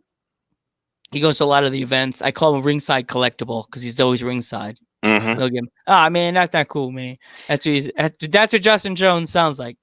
He's like, nah, I'm cool, man. I'm not cool. But it's almost like I'm doing your voice. Hey, wrestling world. Yeah, it's Mr. Stereo Dibs. And Mr. Stereo Dibs. And hey, it's going on, guys. I can't do the rest. Do the rest. Like, Joe never gave his prediction. We're I still know you waiting see on that, you. huh? Yeah. Yes, indeed. Well, I stole this anyway. You know I stole this from, right? Rob Van Dam. I credit this Darren Young, aka Fred Oh Rogers. yeah. He had I stole it from him. So if I ever do get famous and make it, I guess I owe Fred Rogers, aka Darren Young, a couple bucks. Well, you owe him something. Yeah. Is he doing anything now? I wonder if he'll come on the show. He's in New Japan. Yeah. What? He's in New Japan now. He's in, Oh, that's cool. Mhm. Yeah, I said the one you just said, Duraza. Diana Peraza. Yeah. Yeah. Peraza. Yeah. Yep, I got her. All right. Geek's dying. After we're done with predictions, you gotta tell us about your experiences at WrestleMania. Oh yeah, that's what we forgot to mention. We got you. We got you. No doubt. All right. After we're done with predictions, we want to roll through this right now. You know. All right. All right. We got Finn Juice, David Finlay, and Juice Robinson versus the Good Brothers for the tag titles. You gotta. I think the Good Brothers get the belt back. I think they do, man. With this faction with Kenny, the Young Bucks are champions. Kenny's a champion. It makes sense to put the belts back on them. I think they put the belts on them on Juice and your boy just because they just happen to come over now. Now they're there. You put them over. All right, put the belts back on the Good Brothers. Not to mention, Jared got to wear Carl. Got to wear not Carl. No, Doc Gallows. Doc Gallows. He got to wear Luke Gallows' ring attire at WrestleStock. Sure did. Yeah, he got to put on his jacket and everything. So they were real cool guys. Cool. Yeah. They were real cool guys. So I think the Good Brothers go over in this one. Mm-hmm. Joe, what do you got? I like the Good Brothers because they're a great tag team. They have good in-ring like work, and like I've seen them on multiple different occasions and like ROH, and I watched them a few times on YouTube from their days in Japan, and like with their days with the Bullet Club. They're just WWE missed the bus, missed the boat, missed all kinds of stuff with them. They ruined them. But the stupid nerds and that stupid character crap, come on. You just leave them the way they are. Tough, badass motherfuckers. They're killing it right now. They're killing Impact right now. They're killing it. Yeah. You know? Yeah, they're definitely killing it. Listen, there's certain people you can't throw them in a comedic storyline, and it just doesn't work. I mean, don't get me wrong. Listen, them along with FTR, they were thrown in the worst situation when it comes to gimmicks, and they ran with it. They did whatever they could do. You know, the whole nerd gimmick, they ran with it. They had Dana Brooke with them for a little while. You know, but guys like that are such badasses. They have such a great reputation. Not just the Bullet Club, just in New Japan, just the wrestling matches they've been involved in. You can't gimmick them. You know what I mean? That's right. How do you guys feel about the Bullet Club and the real Bullet Club, and then you have the Elite Bullet Club? How do you guys feel about this whole faction warfare going on right now with Tama Tonga talking about the Bullet Club in America and then the ones in Japan? I think it's a work. Dude. Yeah, we saw what's his name? Kenta show up on AEW already. Yeah. And AEW has a working relationship with some people from New Japan Pro Wrestling. So I think it's all a work. I think it's all the work that was talked about already. And they're just gonna promote Bullet Club worldwide. You know, we know Bullet Club is big in Japan. And now you have some Bullet Club members at AEW. Why not? We saw Kenny show up to an Impact pay-per-view with a Bullet Club shirt on. You know, I think they have to have permission. They would have to have permission to do that. That's what I'm talking about. Exactly. That's what I'm talking about. I was about to say he wouldn't have just done that just to do it. He would have had to ask. You know, and so I think with that working relationship, all that's is just the work. I think it's all the work just to make Bullet Club more known worldwide. They all got a working relationship. AEW with New Japan, AEW with Impact, and even AEW with some people from NWA. NWA like Thunder Rosa. This is what Kenny was talking about like a couple of years ago. He's like, we're going to change the wrestling world. And I'm like, we thought he was just talking about AEW. He's like, no. We're going to change it all together. We're going to have AEW, Impact, NWA, New Japan, all the companies. We're going to work together. To make like one giant, crossover. You know, right?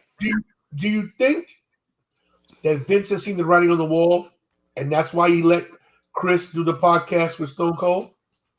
Oh, that was amazing. I didn't see it, but I heard it was crazy. I think I wouldn't be surprised, but Vince may be in on it too. I said the same thing. I think that this whole thing's a work to get to have Vince come in and shock everybody because, listen, the way wrestling works nowadays, everybody knows WWE is the place to be when it comes to making the money. High profile, WrestleMania, all the pay-per-views. But if you want to work, if you want to be like the workhorse of a company, you got AEW, you got New Japan, you got Impact, you got all these other little organizations. But you've got to realize, people are not realizing what a big deal this was to have a wrestler from another company. Yeah, it was Jericho. And this is the thing. Jericho bridges the gap between AEW and WWE because he still has a good relationship with Vince, but he has a great relationship with Tony Khan and AEW. Mm-hmm. And for Stone Cold to orchestrate that, first of all, he doesn't get enough credit for making that phone call. And he double-checked. Hey, you sure about this? Something's going on that is brewing. And with this Bullet Club stuff, you got to realize we got Finn, we got Adam Cole, we got AJ Styles. Mm-hmm. Listen, there's some stuff that could be really going on. I mean, because it doesn't hurt WWE. Why does it hurt them? No. And if they want to call the shots, it improves their profile is what it does. Cause if they see they're working with other companies, like, wow, this is actually happening now. Because that's it helps all the other companies. They get such a big boost from it. So it's a win-win for everybody. Mm-hmm. Yep. Right. Yeah. Completely right, man. 100%. See how I shut when I speak, people listen, as you can tell. Joe, don't give him credit. He gonna don't give him all the credit, Joe. Don't do it. This show, this is a great show. I gotta give it to these guys to do a great show. And Jared and our show is great, but everyone knows when I come into the room, when I get into the square like I am right now, I make stuff happen. People are watching. Kill his mic. Oh wait, there's the button right there. Yeah. Mute him. You jelly, but it's okay.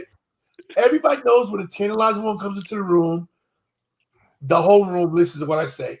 As you three are listening to what I say right now. The viewers are going down now. Oh no, Kevin! Oh man. Let's bring him back. We take a poll. We take a live poll right now. Everybody, you're watching the show, right? Everybody knows these guys are all great. You got Joe, you got Metal Geek, you got Mr. Dips. But let's see. Everybody vote right now. Who is carrying the show right now? Let them know. Let them know who's carrying the show. Don't listen to them fans. Let's see. You know you love Dad. Boop. Oh, Armand just hit you with the boop. I don't know if that meant like she about to karate chop you in the middle of the head, knock you out, or I don't know what boop means. Can you clarify what boop means? I think she like ninja chopped you like Spock, Dr. Spock. Boop. No. Yes, indeed. What's that guy from Annie? The guy with the turban on his head, the bodyguard. What's his name? She's our bodyguard. She's It's a great Dr. segue segment into what we're going to talk about next. Is we got Kenny versus Rich Swann in the main event. So that is gonna be a lights out match. This is history about to be made because someone's going to be a champion of two Both major companies. Yes, and Mhm. right now I really don't want to see it happen. I like for Rich to do it, but Rich is not going to do it. It's going to be Kenny. You got to realize they in his partnership with AEW. AEW gets more viewers than Impact. So if you're having Kenny come over from AEW all the time, it makes sense to put the belt on Kenny because you're bringing AEW viewers over to Impact Wrestling. So Kenny is going to be the Impact and the AEW World Champion at the end of the pay-per-view. Definitely. He disagrees? Oh, he disagrees. Everything Jared said, it makes perfect sense. But what would be the biggest shock in wrestling history in such a long time? What's the last big upset we actually have seen? Name the upset we've actually seen where we didn't see it coming. Name something off the top of your head. See if you can. Shucks. Eddie defeating Brock Lesnar, maybe? No, we saw that coming because Brock was leaving. We knew Brock was leaving after WrestleMania. I didn't know Brock was leaving until after he lost the belt. That's me. Well, most of the rest, you're always a step behind. WrestleMania 34. There you go. WrestleMania 30, or was it WrestleMania 34? 30? No, yeah, 30. Daniel Bryan winning the title at the end. Did you knew that was going to happen? Yeah, that was. Yeah. I didn't think Vince was. You didn't think so? I didn't think Vince was going to pull the trigger on Daniel Bryan. He had to. That place was rioted. He had no choice. Yeah. But if those are your two choices, look how long you're talking. 7 years for one, and 17, 18 17. Years whatever for the other, whatever the case is. Rich Swann's going to pull upset and win that title because it will be the wrestling buzz. Think about this. What does it do for Kenny to win? Kenny Omega is Kenny Omega. You have to wrestle about a title. You could win a title at a major thing and lose it the next night on your show on Wednesday night or Tuesday, whatever the case is. Yo, if Rich Swann wins this, wrestling world is gonna buzz. The jump that both companies are gonna get from Rich winning, bro. I like what you're saying. I like what you're saying, but you really I like it. But do you really think? Okay, hear me out. When we comparing, who watches who more, you think people are gonna watch Rich Swann after he wins on both shows? You really believe it? Yes, because this is going to happen. People that aren't even tuning in will be like, "What?"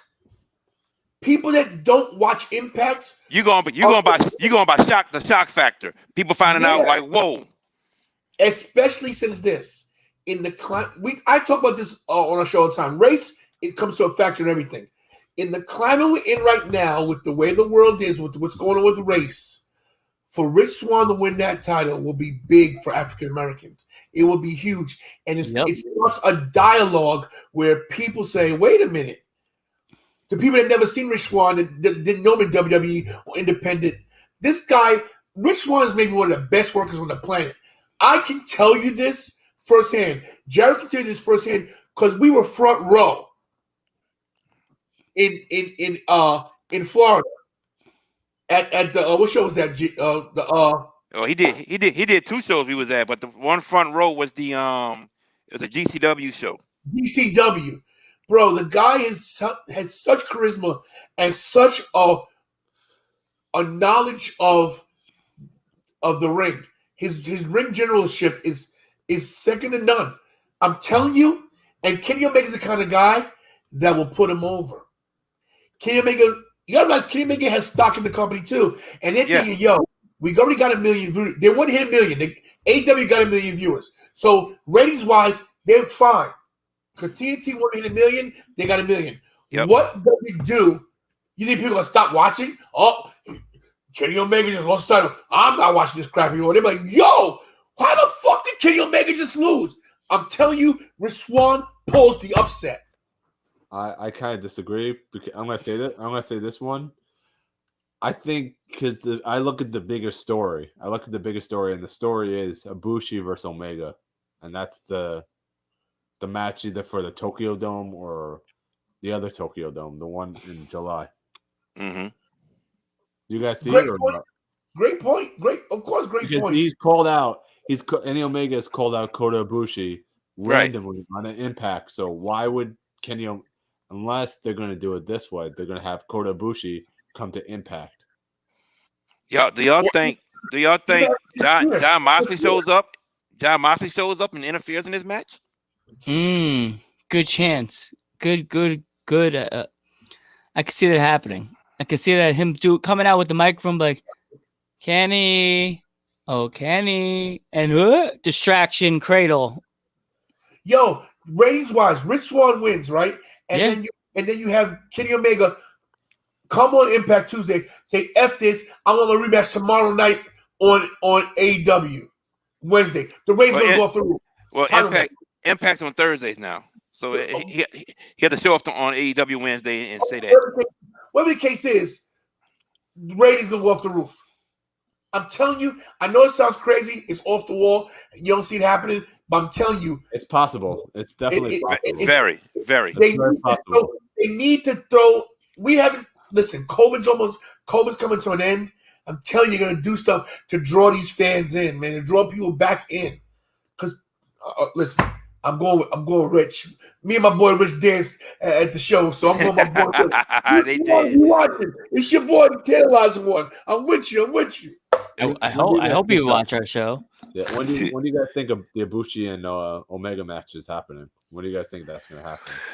Oh man, is that a Garden match too, or that's a Garden match too. That's a Garden match. Or is that Tokyo Dome? That's a Garden match to me. Yeah, it's a Garden match.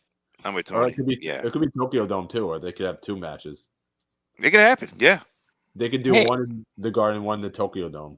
Hey, Geek, if they go to the Garden, we all gotta meet up. If they do a show in the Garden, I'll tell you guys. We'll all go. On the show. I'm waiting for the tickets to go on sale for Wrestle Dynasty. I'm just waiting right now. I think the buy rates are heavier if you do it. You do it at the Garden. Mm-hmm. Yeah, definitely. We don't need any beach ball mania. Yeah, we do. Beach ball mania. That's always fun to throw the beach ball. Not for New Japan, because you won't see no beach ball mania in New Japan. People be watching. You know, there's gonna be none of that crap. I was shocked we didn't have any at WrestleMania this year. We didn't have any. That was shocked. Very shocked. So yeah, another person that's coming on the show. You mentioned Mania Club. We're gonna have Gary from the Mania Club come on the show. Gary Fonseca from Gary Mania Club, baby. Let me do a quick Mania Club promo. Everybody, put the money up with Mania Club. Time, money, energy, Connor's Cure. It's all about donating for childhood cancer. We want to stamp it out. Mania Club does it. They raised so much money. I think $14,000 in the last couple of months. Listen, they kept. Hey, check if you're on this page. Check out Gary Fonseca. Get your Mania Club jersey. Join the Mania Club. Shout out to my boy BJ. Shout out to Norris. Shout out to Ethan. Shout out to everybody in Mania Club. There we go. Yeah, he's coming on the show. I'm very excited. Never met him before. I've always wanted to meet the people from Mania Club, but now I got a chance. No, he's awesome. Yeah, he's a pretty cool guy. I believe I met him in Phoenix when we went to the after party for NXT Takeover during Rumble weekend. Uh-huh. I'm sorry, I didn't mean to cut you off. I didn't notice the time. Let's get these WrestleMania stories, and I'm not trying to cut your show. That's fine. Go ahead. Get the WrestleMania stories. I got obligations to take. Okay, let's go. Mania stories. Yeah, let's get the Mania stories. You can go first. I'll go after. So, at this Mania, let me tell you, we were hyped, and we saw a lot of shows prior to Mania. Me and Jared together the whole weekend, and the day of Saturday Mania, a lot of people were worried. The weather was not cooperating. We were on the rotunda, and people were just talking, taking pictures and video and doing YouTube clips and whatever. And we finally got back in, and just to see the WrestleMania sign, Like to see the WrestleMania sign and to be in the building and to be able to take a picture and point at the WrestleMania sign. It was like Christmas. It was like opening your presents at Christmas. Even though it wasn't a lot of fans, you could tell it was spaced out pretty well. But the people that were there, everybody was just, you could feel the aura. The section, I sat in section 233. Shout out to Jared for getting my ticket. I was in a great section, see everything. Everybody was ready. The crowd was pumped, cheering WrestleMania. And Vince comes out. Of course, you saw it on TV, but of course we see it first. And they were all coming out. We just start cheering, and you could see tears in people's eyes. Like people were seriously elated that we were back at WrestleMania. And forget about the rain delay and forget about the wind coming out of the sails of the crowd because of the rain delay and the wind. I was never so proud to be in a wrestling match just because I could say, hey, you know what? COVID is taking a lot of people out. It's changed a lot of people's lives, but we persevered and we're where we're supposed to be. We're at WrestleMania representing the thing we love the most, wrestling. And I don't care how good or bad the matches were. That's not what it was about to me. It's about just the camaraderie of being there with everybody. And more importantly, I know I played a heel role, but true story, this guy, Jared, he is the best. He's one of the best people I know. He's a great friend to hang out with him for the weekend. And he masterminded all the shows. He told me, I said, yo, you tell me where we're going, that's where we're going. Just to be with Jared for the weekend at WrestleMania, those 4 days, it was one of the greatest experiences of my life. Between WrestleCon, WrestleStock, the GCW shows, everything we went to, it was just the perfect weekend. And to close the show out with Roman holding on to the title was just, it couldn't have been any better, man. Yeah, this WrestleMania, man, I will never forget. I'll never forget because I had been to one since 34. 35 I couldn't go to. 36 I was going to, then the pandemic hit. So being back at WrestleMania was just mind blowing. Like I'm finally back where I'm supposed to be. And I've met people at WrestleManias, and this being my sixth. And like I said, I met Tony 4 years ago at Orlando. And me and Tony always talk, but we never hung out together like we did this WrestleMania. And I got to know him more as a friend. And I appreciate that. I cherish that because now I know more about my friend, and our friendship grew better. It grew stronger. Just being with him. Because we come from a group called MVS, like I said, and it's a lot of us, and we all know each other. We're friends, but it was just me and Tony out this group that went this year, and that was odd because it's a lot of us. So I got to know Tony more. I appreciate that. Also, we're gonna always be known, not the ones on Sunday, those who went on Saturday, as the first group of fans back at a WWE pay-per-view or a WWE event. And just to be a part of that crowd at that WrestleMania, and just to go nuts when the roster came out to the stage. I swear to God, it was only 25,000 of us, but man, I think we were louder than 100,000 people Yeah, it was inside of crazy. inside of AT&T Stadium. Just to feel that emotion, to feel that energy, it's a feeling I couldn't describe. I told Tony I was almost came to tears. Almost came to tears, man. It just meant that much to me that I'm back. I'm back at WrestleMania again.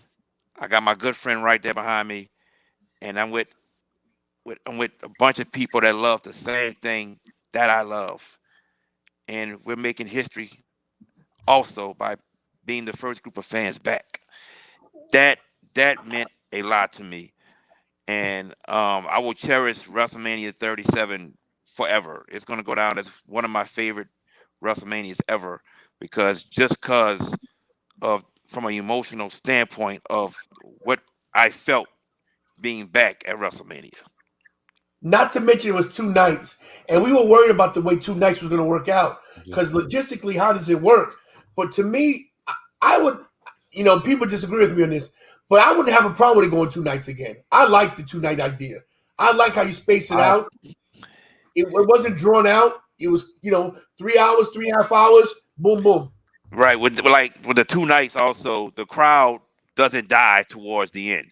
You go to WrestleMania, that's one night. So let's say we start at 5 o'clock with a pre-show, and it ends at 12. You're there for 7 hours, and then towards the end you're like, but these 2 nights, 3 hours and 3 hours, the crowd didn't die. They were into it. I liked it. I did. I liked the 2-night event of WrestleMania. I a little bit disagree with that one. I was talking about this on the show a little bit earlier. Imagine trying to get out of WrestleMania 35 2 nights in a row. Yeah, I get it. I understand. I understand trying to get out of it. But let me ask you this question. So MetLife Stadium holds about 80,000 people, right? Yeah. Yeah. Would you still go to WrestleMania if it was 2 nights? I don't know if I'd go not to MetLife. I'm from New York, but the thing is, New York is probably the worst plan to WrestleMania. MetLife was the worst experience in the history of WrestleManias. The way everything was set up, it was terrible. Horrible. I was like, the line to get in. I remember the line.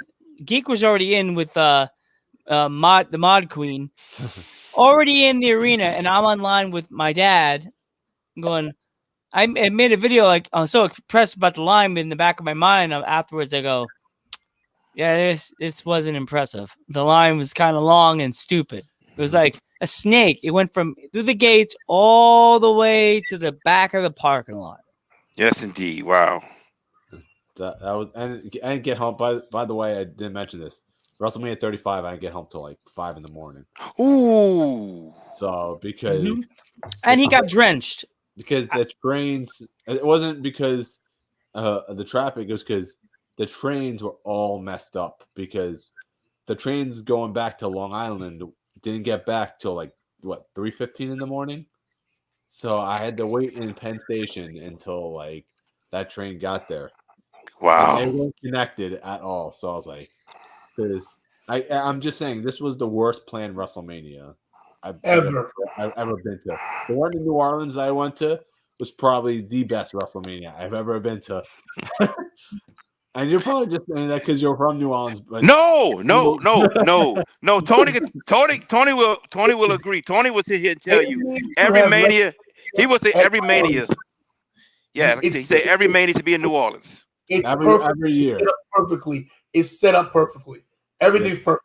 Everything's near each other. Everything's like not spread out. It's not like, okay, this is gonna be in Louisiana, this is gonna be here, this is gonna be there. Like it was in New York. It was like, come on. The superstore was in Brooklyn. Yeah, that was the stupidest thing ever. Yeah, right in New Jersey. Right. So how do you have that? Mm-hmm. You buy your merch and then you get robbed. Oh Lord. The worst planned WrestleMania. I mean, I'll go wherever WrestleMania is, but I want to go back to New York for another WrestleMania. I'll go somewhere else. Gotcha. I wish they would do it in the Garden, man. Too little now. Yeah.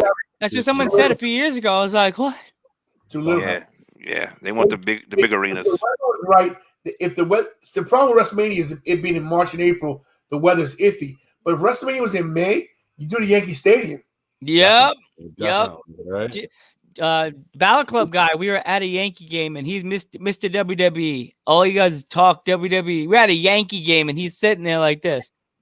Okay, the ramp will be over there, and the Titantron's over here, and this is where they have the seats, and with the pitcher man, that's where the ring would be, and I'm like, Justin, shut up and watch the game. Let's walk around. See what I'm saying? The bleachers, that's where the entranceway would be, right over there. And I'm just like, Justin, no, stop it. We're at a Yankee game. Enjoy the game, bro. He's like, nah, I want to tell you, man, SummerSlam should be here, man. It'd be like, put the ring here, with the pitchers, man, put the ring there. And like the entranceway would be over here. Like, But Bleach have the ramp there, and the Titantron could be the. I'm like, no, stop. We're not. And he was getting the attention. He was wearing the Balor Club guy shirt, and he had the jersey on. He was wearing a Balor. Like, you couldn't buy it. You couldn't ask me to let you borrow a Yankee jersey. Nah, man. I go with Balor, man. I'm Finn Balor, man. People are like, oh, Balor, yeah, Balor. I'm like, don't entertain him. He said a Yankee game. Dude, shut up. This fucking guy. Right. Okay, rant over. Is there anything you guys? I mean, I don't want to cut you guys short, but you guys had to go. So no, I do. Me personally, I do have to go. I just want to say, guys, number one, thank you so much for letting us come on and having us as your guest. I don't want to speak for Jared because he does enough speaking for me, but we appreciate coming on. Please check us anytime you want us to come on or talk to us, whatever. Hit Jared up. You guys are. I don't take phone calls. Sorry, it's Jared's deal. Check me out. I'm gonna give a cheap plug. Check me out on YouTube, 10 Lives and Tony. The same way my name is. There you go. See that? Production value right there, baby. Production value. The fingers on the button already. Check me out on YouTube. I do basically wrestling recaps. I'm going to do some TV shows like Falcon and Winter Soldier, stuff like that. But basically, I'm doing wrestling. And tomorrow, I will be posting my take on the release of Samoa Joe and why it's wrong and where it should go. So check out my YouTube channel, 10 Lives and Tony. Thank you so much, Jared. Yeah, well, Metal Geek, Joe the Panther Jr. Personally, I'd like to thank y'all for allowing us to be on this show. No problem. Thanks for coming on, dude. It's our pleasure, man. You guys, you guys know a lot about this stuff, and you know a lot about the YouTube. I used to do the YouTube with my Ghostbuster stuff. I still do. Ghost Head Talk. Check me out if you want to check it out. That's my old stuff, but it's my new stuff, and you guys know a lot about wrestling. And I saw you guys. I thought you guys were like spot on with everything you say, and you guys had WrestleMania stories. I'm like, Geek, we got to get these boys on here. Well, thank you. We appreciate it. Had a great time on this show. I would love to come back. Of course. Definitely. Yeah. Of course. Anytime you want to have me on the show, my rep will get to you. My producer, Kira, will get to you. Anytime you have me on the show, just call me. See, here's my callers. Call me. And if Jared has to come along, okay. But call me. Now, before I was rudely interrupted from the guy over there, that guy over there, if I was rudely interrupted. Once again, thank you. Also, please, everyone who's watching this show, also subscribe to my YouTube page. That is JB, Your Sports Guy. There it is from my main man, Metal Geek, right there. He got it up for me. Appreciate you. JB, Your Sports Guy. Please subscribe to my YouTube channel. Also, tomorrow, 7 o'clock Eastern, 6 o'clock Central Time, we are doing our show Over the Top Rope. You can catch that through YouTube. Watch these guys. Hey, good stuff. Yeah. Good stuff. On YouTube, on my page. Also, you can catch it on Facebook on the MVS page. So anybody want to become an MVS member, just search MVS Roundtable. Y'all can become members. Click it. I'm an admin. I'll let y'all in. You can watch it on there. So also, we'd love to have you guys on our show. We'd love of course. We'd love to come. Give us a date. We'll be on. Jared will write all the questions, and I'll read them because I don't do any of that stuff. And you guys can come on whenever you want to. Jared will set it up. We'd love to have you guys because, once again, we really do appreciate coming on your show. It's not easy to do a show, especially on Twitch. The technology and getting things going and the buffering, we really appreciate you guys. One bit of advice for you, Panther Jr. Okay. Chuck that lollipop, bro. You're freaking I've never had a lollipop on the show. I just needed a little energy tonight. Whoa. Metal Geek, we got to talk about this. Maybe you could tag me in. We drop a couple elbows, whatever the case may be. We then like about that, bro. Other than that, awesome show, guys. Thank you so much. Well, Definitely. no problem. Well, Our thanks for pleasure. coming on the It's show, our dude. pleasure. You Oh, guys yeah. found us. You guys found us. So Yeah. you found Jared us. found you and I followed. Like I said, I don't do any research. It's not what I do. I'm the on-air personality. I don't need a gimmick. I'm just tantalizing. It's who I am. It's what I do. Yeah. I there mean, you go. I mean, he sleeps all day. You know, if y'all saw one of the pictures at the wrestling shows, he was like fighting sleep. You know, I don't want to say you fell asleep. You know, but you was fighting it. Listen, first of all, here's the thing.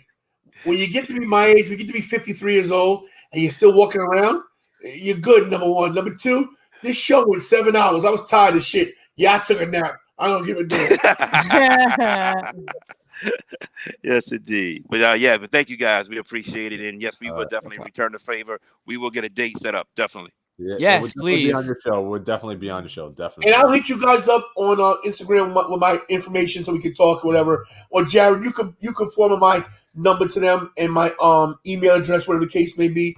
I got it. But like I said, I got to get out of here. But guys, thank you so much. Like, I mean, this was to me a treat. I was looking forward to this all week. I couldn't wait. I bought a new webcam. My webcam was 720p. I said I must have 1080p for the ringside guys. I gotta have 1080p. Yeah, Yes. Our show only goes 720. I'm sorry. I know that. I know that. But still, I was happy to have the 1080p. Crystal clear, bro. Crystal clear. It's still crystal clear though. I forgot to put my light behind me. I used to have like my light, everything behind me. I forgot to do it, but no, you're good. Hey, that's okay. That's okay, man. They were tired of hearing him speak anyway. It's okay. They were tired of hearing him speak. That's a clue, Tony. Shut the hell up. I hate to be rude, but you could follow us on all social platforms. and also we also Yeah. we're also trying to do the donation thing. If anybody wants to donate to us, Lance, You McGeeky, don't have to. you don't have to. There's the donations. There's the link right there. Just in case. You don't have to if you would like to donate.